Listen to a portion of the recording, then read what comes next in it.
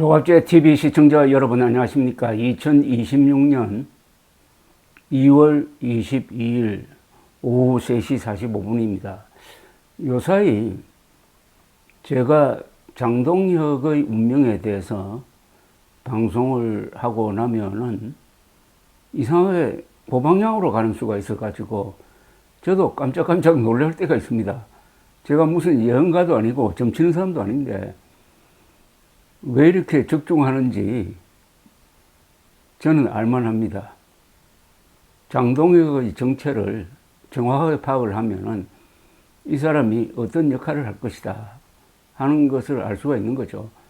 제가 최근에 장동혁과 관련해 가지고 장동혁은 결국은 이재명 정권의 귀염둥이, 도우미 역할을 할 것이다. 과거에도 그러했고 앞으로도 그렇게 할 것이다.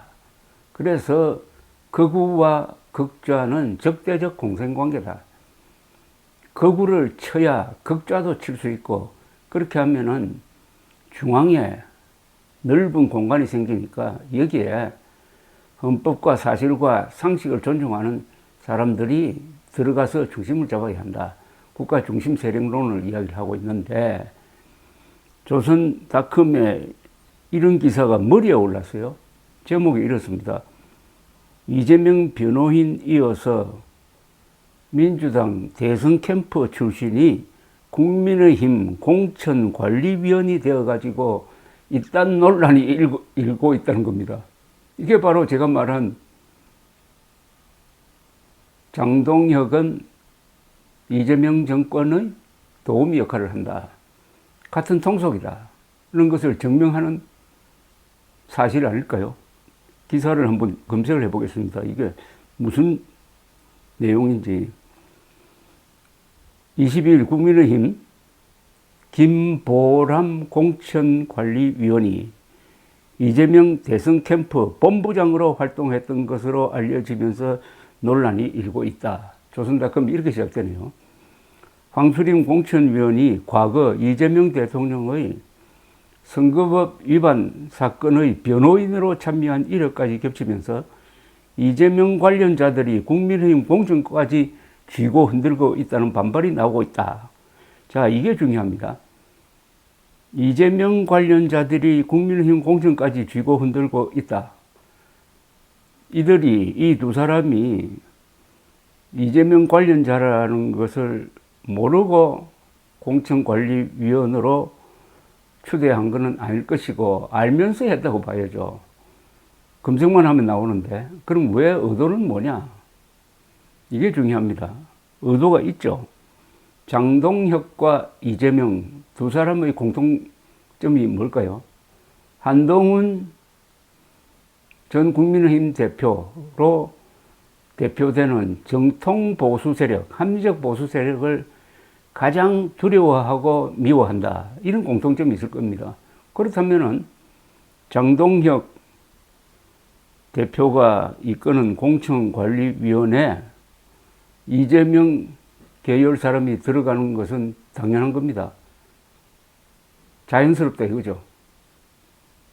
자, 그 뒤에 어떤 일이 벌어졌느냐. 이날 국민의힘 공천관리위원회는 입장문에서 김보람 공천위원의 이력을 둘러싼 논란에 대해 이렇게 해명을 했다는 겁니다.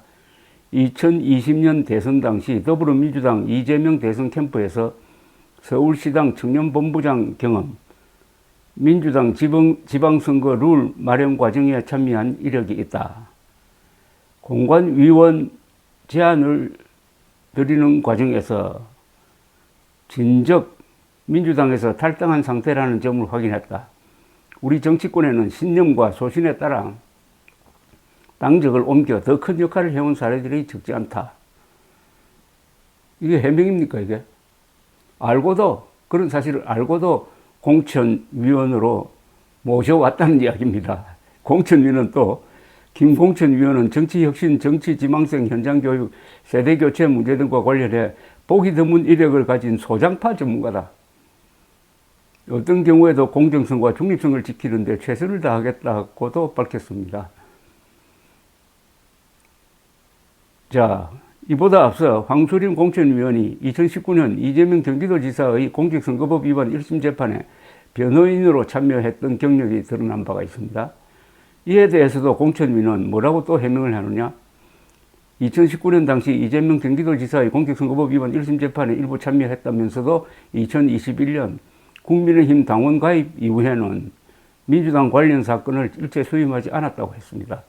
국민의힘 공관위원 활동 이후에도 선거법 관련 전문 지식을 통해 공정하고 객관적인 공천관리에 큰 도움을 주고 있다고 했습니다. 국민의힘 박정훈 의원은 페이스북에 이런 글을 올렸어요. 저는 앞서 이재명 대통령의 선거법 사건 1심에서 무죄를 이끌어냈던 황수림 변호사가 공관위원으로 임명된 것에 문제를 제기했었다면서 민주당에서 이재명 대통령 만들기에 핵심적인 역할을 했던 인사가 우리 당 공천까지 좌우하게 된 것이다. 공천이 외부 인사 6명 중 2명이나 이재명 관련자다. 꼭 이런 분들이 아니더라도 우리 당을 위해 활동해온 청년과 법조인은 얼마든지 있다고 했습니다. 그것도 말씀드리자면은 알고도 이렇게 한 겁니다. 이게 실수가 아닙니다. 그러니까 장동혁 이 극우파 그룹의 사고방식은 과거에 무슨 짓을 했든 적편에 있었던 말든 그게 문제가 아니라 현재 한동훈 그리고 정통 보수를 반대하는 입장이 분명하면은 모셔오겠다로 추정이 됩니다. 그것 말고는 설명이 안 되는 거죠.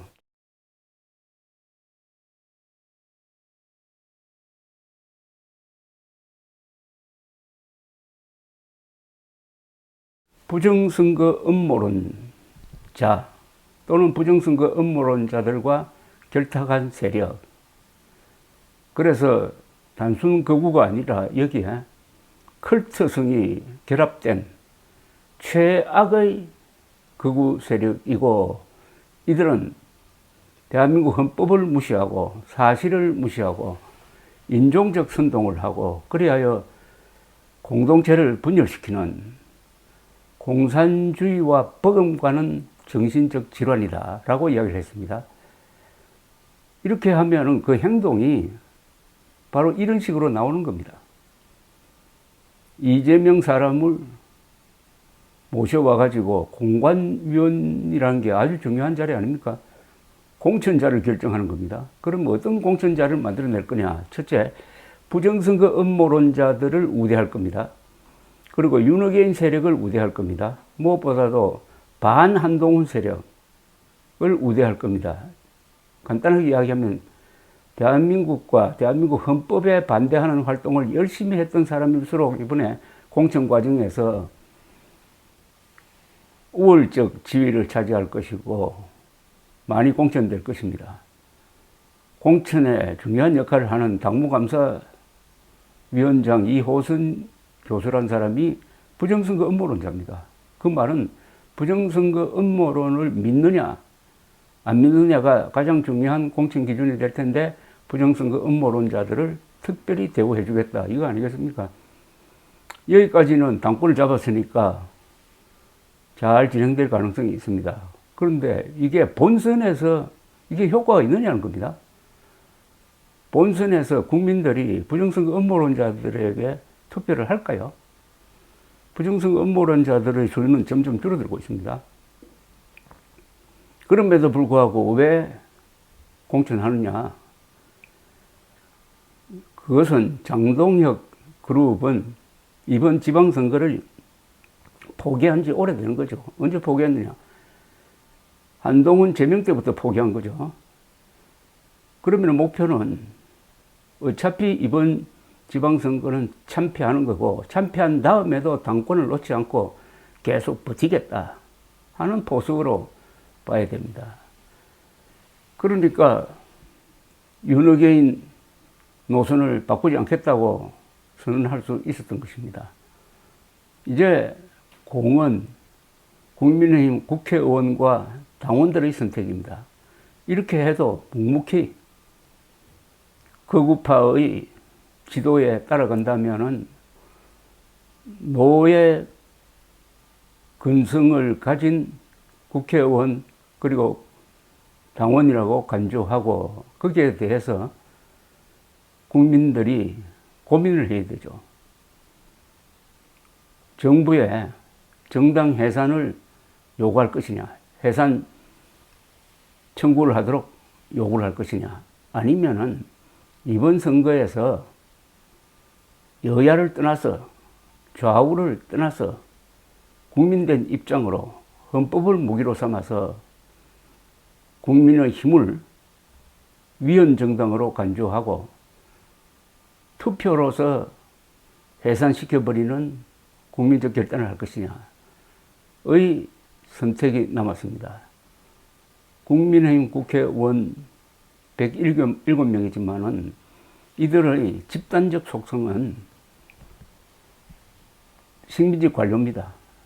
종주국이 하라는 대로 하는 머리 좋고 얌전한 사람들. 그런 사람들은 김정은 치하에서도 잘할 사람들입니다.